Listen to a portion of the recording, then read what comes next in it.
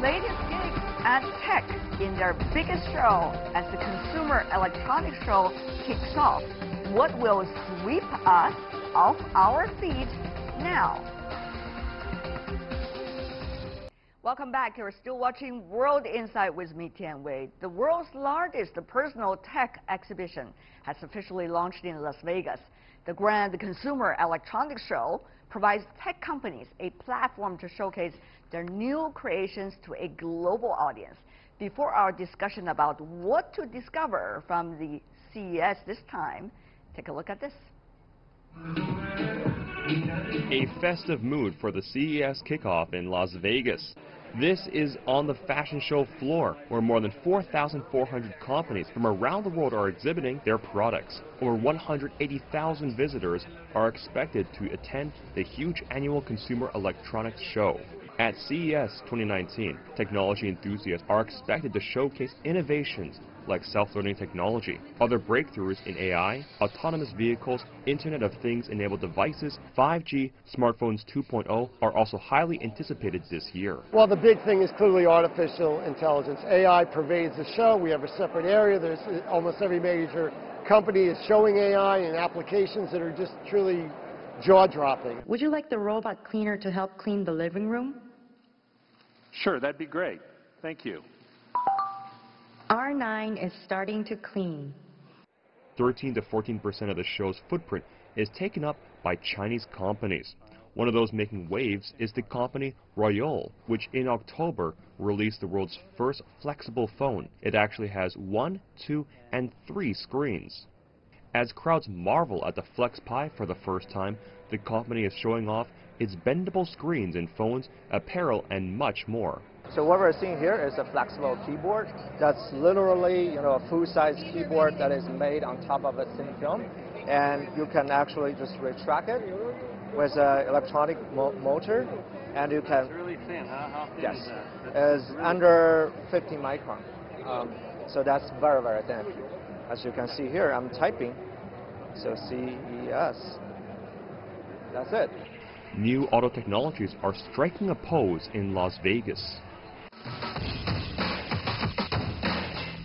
A vehicle with legs could drive first responders to a location like any traditional vehicle, but then walk or climb over treacherous terrain to directly reach the injured or stranded like you saw in the video. With all the tech on show at the CES 2019, some people have pondered how innovation has benefited humanity. Is it more than we bargained for?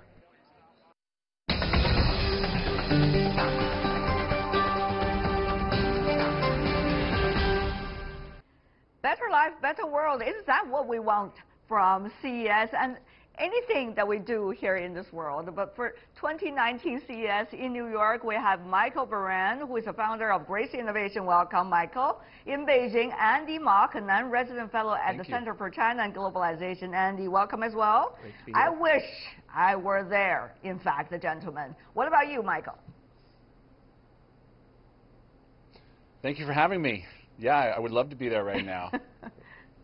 What about that fascinates you this time? I think that, some of the most fascinating things this year are going to be technologies that really push forward efficiency, things that help protect the environment, things that are good for climate change. I think these are going to be big technology advancements, and that's what I see trending. That's what I see people really getting behind and supporting. I want that giant wall TV. I also want that, very flexible screen that you can just write like a piece of cake. And there are a lot of things fascinating over there. Certainly, this is about translating latest technologies into real stuff that can benefit real people in their real lives. Andy? Absolutely. Oh, definitely. Yeah. I think it's Andy, please. Oh, sure. So no, I think that it really is an extravaganza, and it's lots of exciting new products, all kinds of eye candy, from electric cars, driverless cars, electric driverless cars. But what I think what's pretty exciting, though, is what's going on maybe under the hood. So quantum computing is a term that I think we'll be hearing a lot more about. IBM's CEO, Ginni Rometty, delivered a keynote talking about their new integrated quantum system that I think we'll be seeing more of in the years to come, the days, months, and years to come. I wish we have more footage to show our viewers all over the world what's going on there in the CES. Let my producers play them on. But Mr. Moran, Michael, if I ask you, what do you see as the most important component of the latest technology that can really translate into the things shown at CES this year, what would you say? I would say IoT is really, really revolutionary. Internet of Things, the future of Internet of Things is going to be fascinating to watch. Much the way today we have people developing apps for smartphones and devices, you know, over the next 5 to 10 years, we're going to see a real growth with Internet of Things and people developing apps for that. And those are the type of apps that are going to affect our day-to-day lives and create, you know, efficiencies for us and change the way that we live. But you sound so abstract, Michael. We are talking about real stuff being shown over there at CES that's supposed to benefit, you know, the housewives, how they fold their clothes every day, how the floor is being swept, how you are going to set your TV in your house. The Internet of Things sounds fascinating, but what about for the real people? And algorithm sounds fascinating, AI sounds fascinating, but you have to translate them into the real stuff. That is the beauty of this show, in fact, Michael. Oh, of course, definitely. But as we move forward in IoT, our cars are going to be able to tell us, you know, when they need maintenance. Our refrigerators are going to be able to tell us, you know, when we need to, you know, refill the milk. You know, doing laundry, we're going to know right away when we're low on detergent. We're going to be able to hit a button on our phone, and that comes right to our house. These integrations are already happening. We're going to see this advance in our lives more and more, and it's going to directly benefit those housewives that you're talking about. For lazy people like me, it's going to be perfect. Andy, what about you? Well, I completely agree, and I think one of those important benefits for housewives, for house husbands, for business people actually is the voice interface. So whether we're talking about Siri, Alexa, Google Assistant, that what we're seeing at CES and out in the wild are now products where we can say, vacuum cleaner, start vacuuming, or beer machine, make me a beer. So I think that's already a reality. Advance. Come on, Andy. It is. And this is, I think, the excitement of an event like CES, where these products are formally launched. Right, indeed. But there are several things that really need to seriously discuss with both of you gentlemen. One of the things is the data issue. I mean, the privacy issue, the data issue is actually the most important issue these days when you see further technological innovation and translation of technology into real things that people can use, whether it's app or something else. Actually, it is becoming such a huge issue, but we do not see, well, gadgets are getting better. The system is necessarily getting more sophisticated. Michael, do we? I completely agree with you, and that's a great question. I think a big thing is, you know, where do we draw the line? We want these companies to be able to provide better user experiences for us, and they do that through the collection of data, but they also have a responsibility to protect our privacy and to protect that data that we entrust to them. So I completely agree. I think that, you know, laws and privacy issues are completely necessary, but we also need to, you know, walk that fine line and let these technology companies have some freedoms in order to improve the technology and the platforms. Andy, we've been talking about that for a long time. How come there's not an implementation of it, whether it is in the specific law or in, let's just say, industry regulations? Well, I think it's a work in progress, Tianwei, and we do see progress being made. I mean, how long will this work in progress be? Well, this is something that certainly does not happen overnight, and we can see, especially Europe seems to be a leader here with their general data protection regulation. But I think the key issue here is that still many companies, I think, have not accepted this idea that the data belongs to the user. And if we start with that simple concept, I think that will ripple through to regulations, company policies, and hopefully that will accelerate in 2019 and the future. Look at that, the fold-up phones. Isn't that fascinating? And certainly a lot of things going on in the car that's going to help us a lot, and we do not have to work that hard when we're using all of these devices. Having said that, though, we also see another issue. A lot of new kids on the block, shall we say, not just new kids anymore. They're actually grown up. For example, new players coming from developing and emerging economies, the companies themselves. How are they likely to be in this global competition? Will this competition be a fair one, particularly if you see a lot of trade wars going on these days, a lot of trade debate as well? Andy? Well, I'm optimistic because we look at the tech oligopoly in the United States of Facebook, Apple, Google, Amazon, and we have the comparable companies of Baidu, Alibaba, Tencent, the so-called BAT. But yet we also see new companies like ByteDance that come out in the last few years, become very large, influential companies as well. So I think that for me, gives me a certain degree of optimism that it is difficult to become successful in the tech world, but there still are opportunities for newcomers. What do you think, Michael? What about the new kids or the new grown-up, the new stars these days? Well, I think that's what makes tech so special, is that there is so much competition. And when you have so much competition, it breeds innovation. So you're forced to innovate. You're forced to move forward and forge new ideas. It's the nature of business. It's the nature of entrepreneurship. And it's the nature of technology. So I think that benefits consumers, that benefits investors, that people are forced to kind of go outside the box and start developing new niche markets, looking at new verticals and where they can grow their idea a different way than maybe with what they launched with.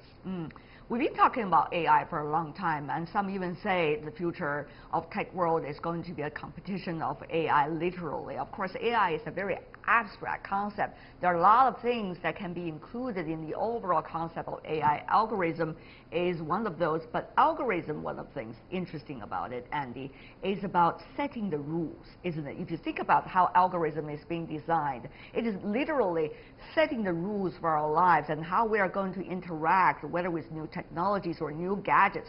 So Andy, what about that, the algorithm? We do not still have a absolutely fascinating discussion about that aspect of the algorithm and creating algorithm. Andy? Well, I think one way we could think about this question of algorithms is that there's what's called artificial narrow intelligence, which means artificial intelligence that is suited for one specific task. And the challenge there with algorithms are they biased? And do we understand why they're making the predictions they're making?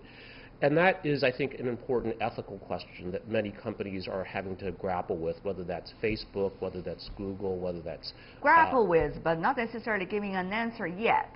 Not yet, not yet. I think we are making a lot of progress as consumers become more concerned, governments feel the need to step in, and I think the companies themselves are seeing an impact on their bottom lines if they're not solving this problem. Michael, what do you think about that? I mean, algorithm and things related, who is going to set the rules? What about those rules? And are they going to fit many, not just in the United States on the East or West Coast, but also many around the world when they're having very different circumstances? Yeah, I mean, I think AI is such a new concept as far as delivering that to the masses. AI has been around for a little while, but it's starting to be integrated into our lives much, much more. So I think as AI develops, we need to slow down a little bit. I'm a huge advocate of artificial intelligence. I do believe that it's going to make our day-to-day lives much, much easier and more efficient. But I think we need to be cautious, and I think we need to understand that this is something that it's at the beginning right now, and we need advisors, we need experts, we need people who really understand AI in positions to give consultations to people who are making decisions based on laws and culture and society. I think that's very, very important that we understand the nature that AI plays, and that AI effectively is learning from human beings. So how is our behavior dictating how the AI effectively learns from us? Shall we slow down, Andy? Well, I think in theory it sounds good to say slow down, but given that we're really in a global environment that is market-driven and companies are profit-driven, and I think that the ability to slow down might be limited. But we do need to balance this, and we do see that corporations are paying greater attention to these concerns. But at the same time, I think they're also looking to move forward as quickly as they can. And we think back, Facebook's original mantra was move fast and break things. And things have been broken, but I think progress has been made too. Yes, indeed.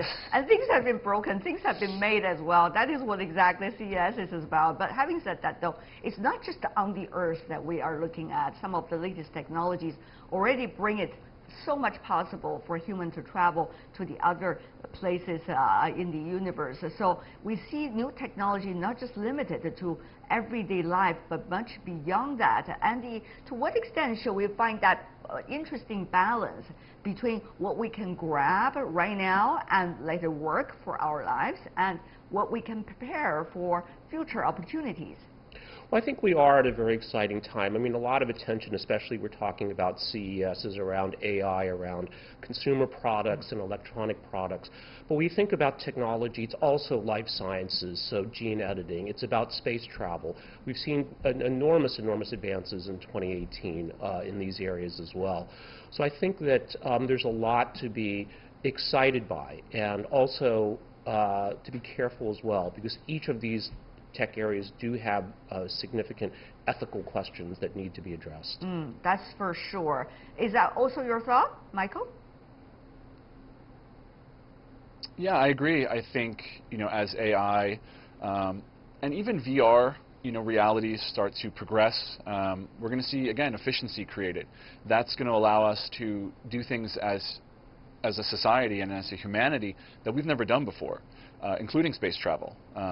So I think that that's incredible, including measuring elements of space and figuring out how we reach those goals moving forward. But I also think that, if you look at the state of everything, we're actually starting to create almost another reality within VR and with AI and augmented reality here on Earth too. So it seems that that's where something is also progressing, and I think that there's going to be leaps and bounds there, as well as what we can do with medical, with science, and then just, again, the day-to-day lives that we all share. I think that we're going to see that affected in major ways over the next 5 to 10 years with these new forms of reality that we're creating.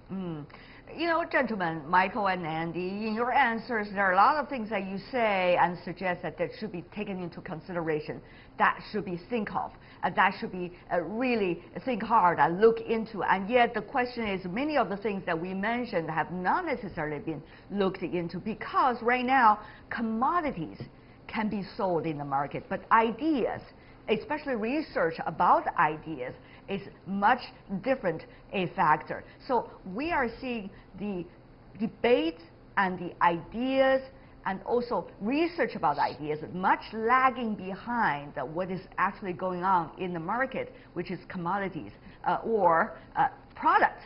So how are we going to fix that issue? I guess that's a very interesting issue right now, particularly when you see AI and the technology that are really driving our lives in much faster speed than we could realize. Michael? Well, I think it's all, again, like you said, you brought up a great point.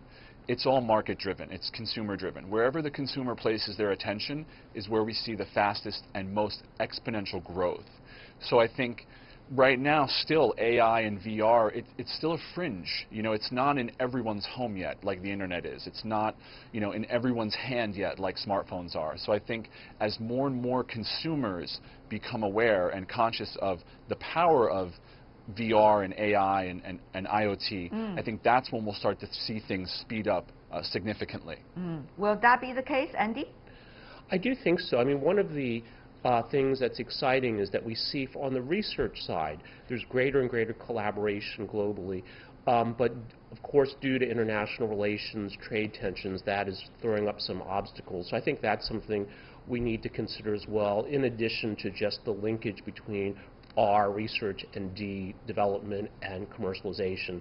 So again, I think it's a complex phenomenon that has multiple factors we need to pay attention to. Andy Locke, Michael Baran, what a pleasure to have both of you for being with us. Thank you so much. And that is all the time we have for today. If you'd like to see more, try to find us World Insight CGTN into your search engine. Check out our YouTube channel. Follow us on Twitter, Facebook, Sina Weibo. From me, Tian Wei, and everyone on the World Insight team, thanks for watching. Tune in again next time for insights across China and around the world. Good night.